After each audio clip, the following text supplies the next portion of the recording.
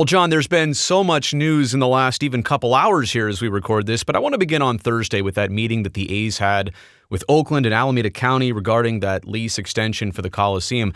The fact that that meeting even happened, like its existence alone, does that give us any idea what's truly happening behind the scenes with the A's?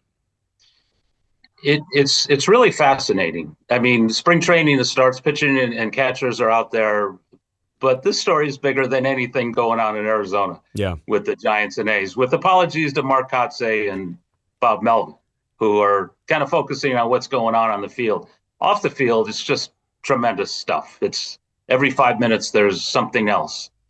And it's just not going to go away. It's been like that for a year or more. And it's kind of stunning that the sides would ever get together based on all the friction, all the words, all the venom, all the finger pointing, MLB and the commissioner pointing at the mayor's office pointing at the A's office, and the A's office kind of saying nothing and moving along behind the scenes, not so privately, but it's all fascinating. And I can't wait to see tomorrow's headlines because, already today there's been several developments, and I think the bottom line is, there's hope. I mean, you and I are from here.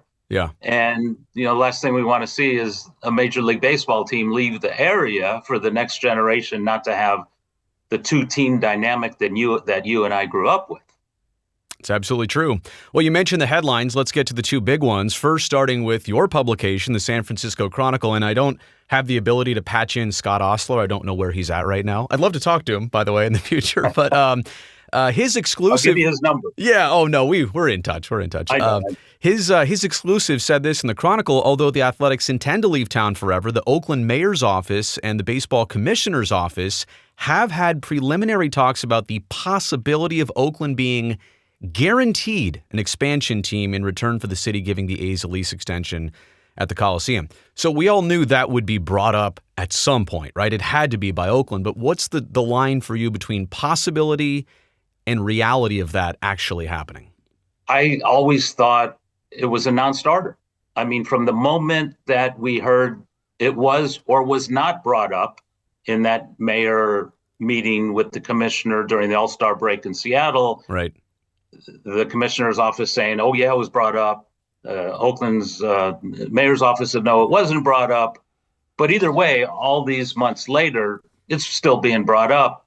And after reading what Scott read and reported, I'm thinking, I thought it was a non-starter. So the mayor's office, Lee Hansen, the chief of staff, is speaking as if it is a starter. And maybe that led to what your second headline is going to be when you bring it up in a moment. But it's just unbelievable. A, that there was a meeting. B, that they came out of the meeting happy and smiling, and hey, nothing really happened, but we all got along, and there were no fistfights, right, was a quote. And and now it's, hey, this might happen, but we're going to shoot for the moon. And in any negotiation, as Scott Boras has taught us, you shoot for the moon. And if you don't get the moon, maybe you come down a little bit into the stratosphere or wherever. And so far, he's got 4 guys out on the free agent market, maybe 5, who are still shooting for the moon, and spring training is underway. I love Matt Chapman, by the way. I can't wait to see where he lands. Side note, maybe we need Scott Boras to come in and mediate all this. He's such a middleman negotiator. As if things would happen overnight if he did. But yeah, so now we're in the, will it happen? Will it not happen? I still think it's kind of a non-starter because the commissioner has forcefully said, listen, we don't even have an expansion committee to decide where an expansion team would be. Salt Lake, Nashville, Portland, Salt Lake City. I mentioned, Oakland, Montreal, Mexico, on and on and on.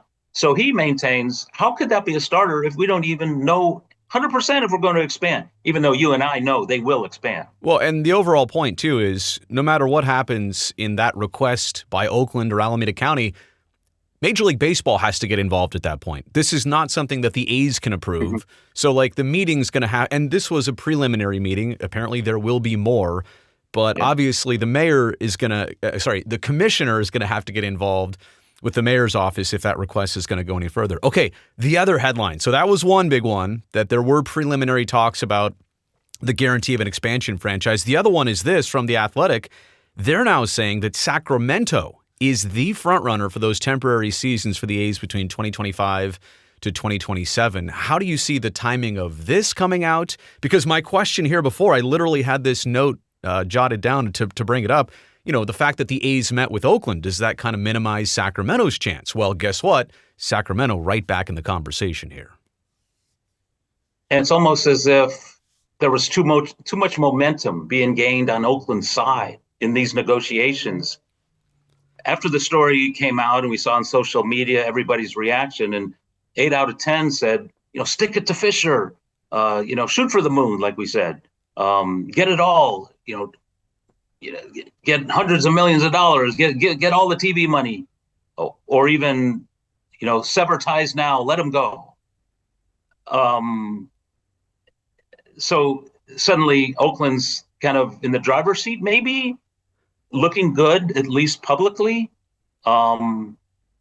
So a day later, it comes out that, hey, Sacramento is the favorite. Now, I'm sure it's great reporting and it's 100% accurate and all that.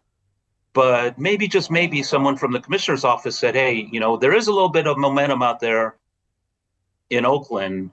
Let's float this, and even if it's accurate, let's float it, let's get it out there and say Sacramento is the favorite. That would maybe lessen the powers in negotiations on the Oakland side. Right. Because now they know that maybe there is a real deal out there. I think we both know that Salt Lake City is not John Fisher's cup of tea. I think there are restrictions on drinking. You make a lot of money selling booze, right? Unlike in Las Vegas, where there's zero restrictions on drinking. And quite the contrary. Any revenue, right? Yeah. So it's the latest development, and if it is true that Sacramento is number one, that might suggest to Oakland City and county officials that, hey, maybe we have some competition, because yesterday it just seemed that Salt Lake City wasn't in it, Sacramento wasn't in it. Obviously, major league players do not want to play in minor league facilities. They work their whole lives to get to this level to play in a major league facility, even if it's Tampa Bay, even if it's Oakland. Maybe not the most beautiful ballparks in the world, though some fans love the Coliseum. It's all they know. It's a great place for them. And I agree to a certain extent. But we're at the position where anything goes in negotiations. They said they would meet again, and they will. But now there's something else on the table. Like suddenly everyone knows Sacramento is not off the table. So Oakland City officials, you got to consider everything now.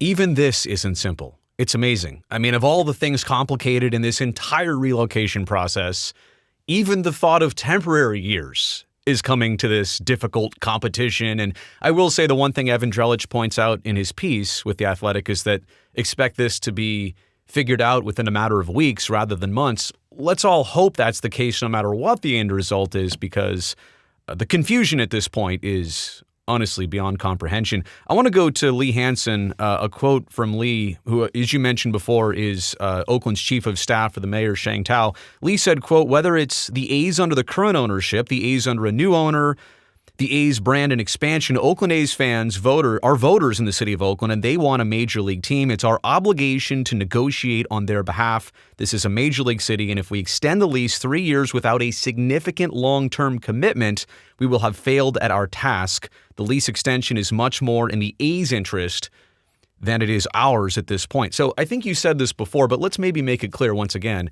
If it really comes down to Oakland and the A's, and maybe this is why the Sacramento thing reappeared, like, how could Oakland not be in the driver's seat and the Coliseum not be in the driver's seat? They control basically the gate, whether to open or shut it at the Coliseum. If John Fisher is in dire straits and really doesn't have an alternative. Um, Oakland could negotiate a whopper of a deal, because if Sacramento really isn't realistic and Salt Lake City really isn't realistic, and Oracle Park 35, 40 games is being pushed back by the Giants, especially the baseball operations department in Summerlin. Come on, no roof in July and August in the desert of Las Vegas. It's a bad first impression down there too. To jump down there next year and not be ready for your new home and make that splash. I think Summerlin has been long. It's been a non option for the A's for a while now, I think. And Sacramento isn't exactly Candlestick Park. I don't remember any wind or cold or hot wrappers, blown around in those summer months. No Delta breeze in August, I don't think. Yeah. And again, a minor league facility. I've talked to big leaguers and they say, listen, if a kid gets called up and has 2, maybe 3 years in the big leagues and all of them are in a AAA facility, what's he going to look back on? I mean, yeah, he's a big leaguer, but he gets his jollies when he goes to Yankee Stadium or Fenway or Dodger Stadium or San Francisco. You don't get that thrill of being a big leaguer when you play in Sacramento or Salt Lake City or Summerlin. So realistically, and by the way, the Players Association and executive director Tony Clark would have to sign off on any minor league facility. Right. And if it's not up to par for big league standards, and he did approve Buffalo, but that was during the pandemic for the Toronto Blue Jays because they couldn't cross the border to play ball. This is totally different. There will be options beyond minor league facilities. And, the Arizona, San Diego, whatever, I don't know. I talked during the owners meetings to ownerships of, the Minnesota Twins who said, hey, they could play here. I mean, never before was I more convinced than at the owners meetings that owners have each other's backs. It doesn't matter if there are no renderings or funding plan, or we don't know where the interim, we're going to vote 30-0 because we support you. And hey, we might be in a pickle one day and we're going to need your support. And I hope it's going to be 30 love when a vote comes my way. So it's like, come on, there's no independent relocation committee. There's no independent study. It's just different owners getting together and saying, yeah, this is a good deal. Let's vote on it. And that's how, we've come to the place we are now. I got 3 more things here to get to you. The first one is, the A's obviously do have some incentives to staying in Oakland and staying at the Coliseum, even for these temporary years, hypothetically. But at the same time, the thought of being a lame duck team, I don't know what other term to use. I don't know why a duck would be lame, but that's the term.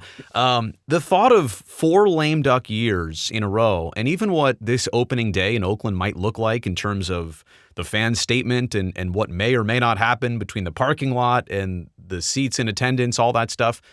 Do you think the A's really want to sign up for 4 more years of this, or would they almost be forced into that if they do stay at the Coliseum? And maybe MLB has a lot to say. Maybe they will be forced. I look at it differently than a lot of people, including the naysayers who say, don't let the A's back beyond 24, because I kind of look at the next generation of kids, young teenagers or kids who are 9, 10, 11, and, their older brothers and sisters or their mom or dad grew up in the East Bay with a baseball stadium to go to. And if that's going to be stripped away after next year, that's too bad. But if they stay for 3 more years on top of that, I think that's great for young families who can introduce their kids to baseball, who might not have time or the resources to cross the bridge and pay top dollar to go to a Giants game, who just, like the Coliseum or like a local team or grew up, with Dave Stewart or Ricky Henderson or Mike Norris or Sal Bando or Reggie Jackson. And the stories of grandparents passed down to the parents, passed down to the kids, it's just all going to go away. So I kind of root for chaos and root for this to be prolonged as long as possible so that they do play in the Coliseum. Yes, there will be protests, and our great friends at the Last Dive Bar and the Oakland 68s are tremendous people who have a great cause and are fighting hard. And I've never seen anything like it in the history of Major League Baseball. What they've done with the protests and the chants and the signs, and to create really the momentum that we see now. And they will be out in force. Opening day, they're going to protest right away. And they're going to have their Fans Fest later this month. And that's going to be tremendous. Who does that? A's fans do that. I've always said the greatest baseball fans in the country are A's fans because they've overcome so much. What they've had to endure, what they've had to overcome. It's easy to be a Yankee fan or a Giant fan or a Dodger fan. Their ownerships try. They buy players, top dogs, and they win. They try to win. That's not a thing in Oakland, but yet there's a fan base. They might not show up. They protest either by showing up and holding signs and chanting, or by not showing up. But there are still plenty of baseball fans in the East Bay. Well, let me jump in on that, too, because what Rob Manfred said yesterday, I think really touched a nerve with A's fans. He said this, quote, "First of all, in relation to the A's leaving the market, we do have a major league team in the Bay Area. It's not like there's not a viable option, an available option," he said. The Giants obviously still play there, but in terms of the other side of the Bay, the Oakland side, our community involvement in terms of youth programming, all the things that we do in the major league communities, that will continue. And I think it's a sign of our commitment to the community that we will continue that kind of programming. And as I said, he said, most important, there is a fan opportunity that's not so far away. So am I reading correctly that he is basically telling A's fans to go get a new hat? And then my next thought would be, well, what if you're a Mets fan, a White Sox fan, or an Angels fan? What does that mean to you in a dual team market? Yeah, I think Rob should spend a lot more time in the Bay Area, including the East Bay, to kind of grasp the passion of A's fans and baseball fans in the Bay Area and know the history more. Those old Giants and A's caps that were split down the middle that people hated. I think only tourists came in and bought those, but it's like, come on, you're one or the other. Although, it's fine to be both. It's fine. If you want to love both teams, that's fine. Sure. But there are a lot of A's diehard fans, and they're not immediately going to say, "Oh, okay, see you, A's." But, Larry Bear, how much are season tickets? Whoa. Okay. Yeah. That's not happening. It was very insensitive. It was not in touch with what's going on. I just feel like that was not really. It might be an okay thing for him to think, but for him to say, I think crossed a line considering where this situation is at. I think he might be right 2 generations from now. Yeah. When we're gone and there's nothing but Giants fans in the Bay Area, but not now. Yeah. Totally agree. All right, last thing here is just in terms of the A's, and I think, are you going down to spring training pretty soon? Yes. I'm down there next week, so maybe I'll see you. I'll see you then. Considering that there's not even a single A's player signed into 2025 contractually right now, the only person who is, by the way, is the manager, Mark Kotsay, and also considering that the season's about to start and this team's going to tour the country and they're going to get asked questions by the media and every other city they go about Vegas and relocation, is it safe to say that the relocation issue has finally leaked over into the baseball side of things for the A's? Because I think for the longest time, David Forst, Mark Kotsay, the baseball side has done the best job at not really making this part of what they do and how they're affected by it. I think at this point, it has crossed over. Mm-hmm. And you're right. And a lot of that, I think, has to do with young A's players being educated. Yeah. They know exactly what it's like in Las Vegas because they played in AAA. That's right. Las Vegas, the top affiliate of the Oakland A's baseball team. So they come up from Las Vegas knowing how hot it is and knowing all the talk there, though there's probably not as much talk there as we might think. It's more about hockey and football and WNBA and all that stuff because even Bryce Harper himself said the A's shouldn't move. We should get an expansion team. And he's from Las Vegas. Well, the mayor echoes the sentiment. The mayor of Las Vegas. I know. Technically, it's paradise where the Strip is. I get it, but okay. Which is irrelevant. I mean, she is the mayor. Her husband was the previous mayor, and they're well versed in dealing with Major League Baseball and what's right and what's wrong for the desert in Vegas, and whether she oversees the Strip or not, she knows more than a whole lot of us about this thing. And when she says the A's shouldn't move to Vegas, they should stay home and work it out on the waterfront, Those are big words, and that was just an amazing development. And that was last week's news, and now we have this week's news, and it's not going away, Brody. John, I think it's been a couple months since we did this, and I appreciate your time in jumping in here on a busy day. You're actually in LA right now doing some traveling, so thank you for this chat. Thank you for this conversation. I suppose that if we see each other in Arizona next week, maybe we'll do a little something else. Maybe we'll have even more news to talk about. So We will, no doubt about it. Looking forward to it. Thanks, John. Appreciate you and all your coverage at the San Francisco Chronicle. Thanks a lot, bro.